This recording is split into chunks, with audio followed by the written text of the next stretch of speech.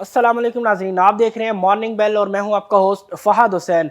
नाजरीन, रेमिटेंसेस के हवाले से हम बात कर चुके हैं पहले भी अपने कई शोज़ में कि इस वक्त जो ग्रोथ है रेमिटेंसेस में वो बहुत ही फिनोमिनल ग्रोथ है। डबल डिजिट ग्रोथ हमें नज़र आ रही है। ज़बरदस्त जो है फ़्लोज़ आ रहे हैं रेमिटेंसेस की मद में। अभी रीसेंट जो नंबर्स डिस्क्लोज़ किए हैं कल स्टेट बैंक ऑफ पाकिस्तान ने, उसके मुताबिक जो जो रेमिटेंसेस है उसमें दोबारा डबल डिजिट की जो है ग्रोथ विटनेस की है। ये बैक टू बैक पाँचवा महीना होगा जिसमें हमने जो रेमिटेंसेस है उसका जो रिसीव है वो तकरीबन $2 बिलियन से ज़ायद का रहा है। इनफ्लोज ज़बरदस्त है इस वक्त रेमिटेंसेस की मद में। लगता है कि जो जो इश्यूज होते थे जिसकी वजह से जो है रेमिटेंसेस प्रॉपर नहीं आ पाते थे, इलीगल चैनल्स के ज़रिए जो है पैसा जो है मुल्क में आता था। लेकिन लगता है कि जो गवर्नमेंट की जो एफर्ट्स थी उसके साथ जो स्टेट बैंक ने जो कुछ इकदामात लिए इस हवाले से कि जो रेमिटेंसेज है उसको थ्रू प्रॉपर चैनल जो है लाया जा सके, लगता है उसका इम्पैक्ट है। साथ में जो ट्रैवल जो अब बहुत कम हो चुका है कोविड-19 के बाद, उसका भी एक इम्पैक्ट हो सकता है कि जिसकी वजह से जो रेमिटेंसेज हैं उसमें ज़बरदस्त ग्रोथ जो ट्रेजेक्ट्री है वो अभी भी बरकरार है। इस वक्त अगर हम बात करें अक्टूबर के जो नंबर्स आए हैं उसमें जो रेमिटेंसेस के जो जो ग्रोथ है वो ज़बरदस्त रही है। तकरीबन 2.3 बिलियन यूएस डॉलर्स जो है रेमिटेंसेस की मद में आए हैं पाकिस्तान में। बैक टू बैक ये पाँचवा महीना होगा कि जिसमें रेमिटेंसेस का जो फ्लो है वो $2 बिलियन से ज़ायद का रहा है। अगर हम बात करें इस पूरे फिस्कल ईयर के जो 4 महीनों का जो इस वक्त डेटा आया है उसमें अगर हम बात करें तो तकरीबन 9.43 बिलियन यूएस डॉलर्स हैं अब तक रिसीव किए हैं रेमिटेंसेस की मद में इस ऑन गोइंग फिस्कल ईयर 21 में। अगर इसको हम कंपेयर करें लास्ट जो है फिस्कल ईयर था सेम मंथ्स में, तो उस वक्त जो रेमिटेंसेस का जो फ्लो था वो था तकरीबन 7.45 बिलियन यूएस डॉलर्स, जो कि इसमें जो इंक्रीमेंट है, जो इजाफा है ईयरली बेसिस पे तकरीबन 26.5% का इजाफा बनता है इन 4 मंथ फिस्कल ईयर 21 में। ज़बरदस्त ग्रोथ है रेमिटेंसेस में।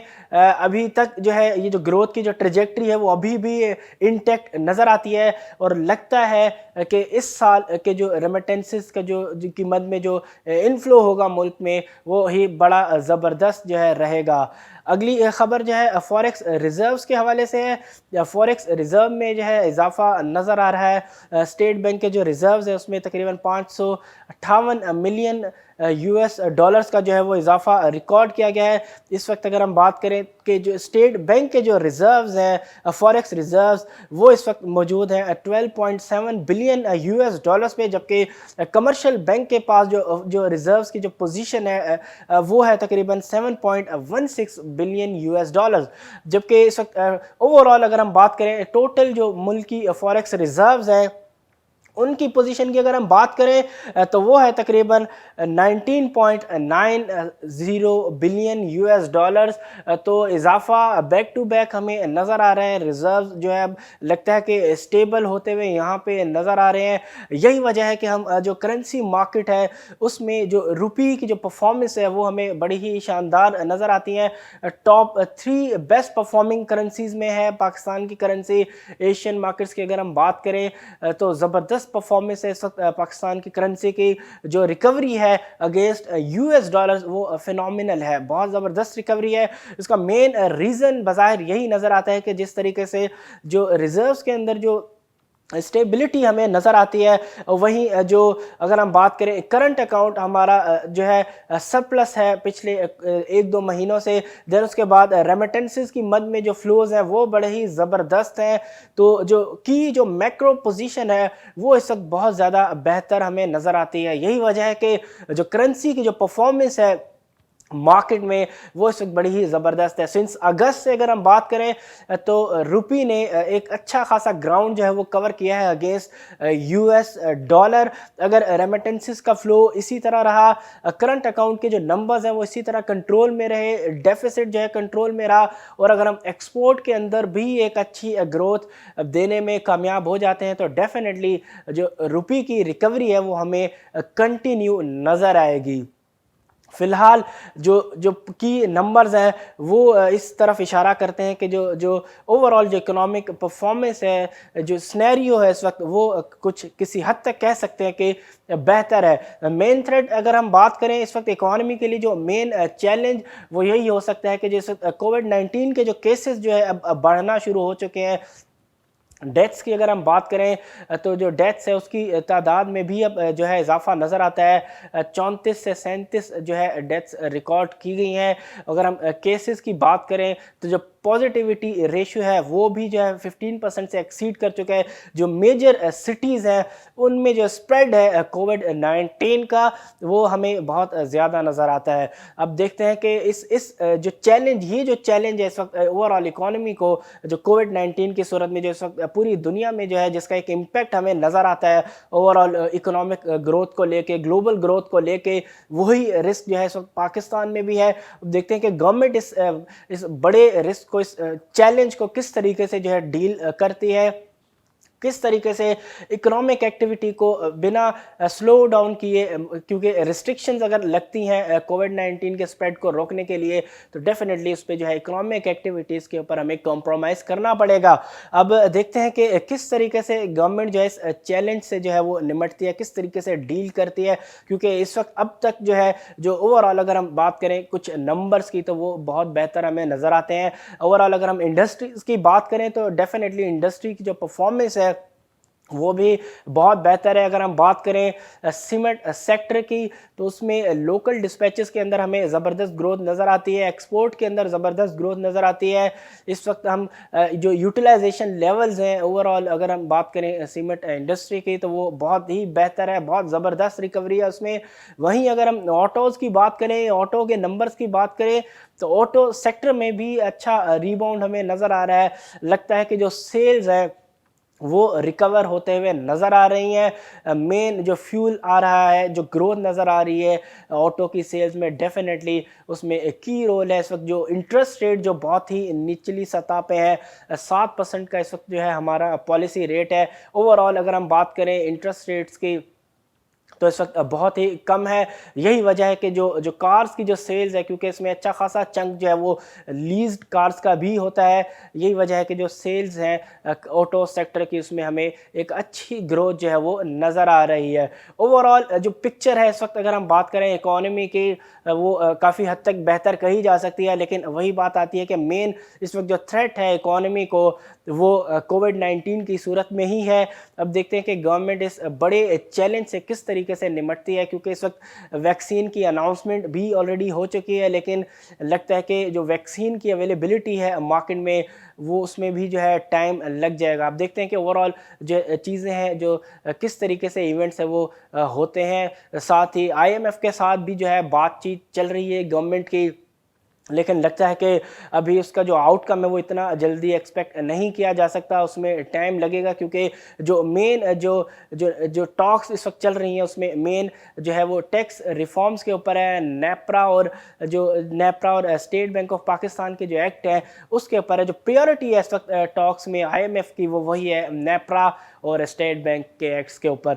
अब देखते हैं कि इन तमाम चीज़ों से गवर्नमेंट किस तरीके से डील करती है, लेकिन फ़िलहाल नज़र ये आता है कि आईएमएफ के साथ जो निगोशिएशंस है उसमें फर्दर टाइम लगेगा और उसका जल्द हम जो कोई आउटकम है, एक पॉजिटिव आउटकम है, वो हमें फ़िलहाल दिखता नहीं है कि इतनी जल्दी हम उसे देख सकेंगे। फ़िलहाल गवर्नमेंट ने डेफिनेटली इंगेज किया हुआ है आईएमएफ को। अब देखते हैं कि कितना टाइम लगता है कि गवर्नमेंट जो है कामयाबी के साथ जो है निगोशिएट कर पाती है आईएमएफ के साथ।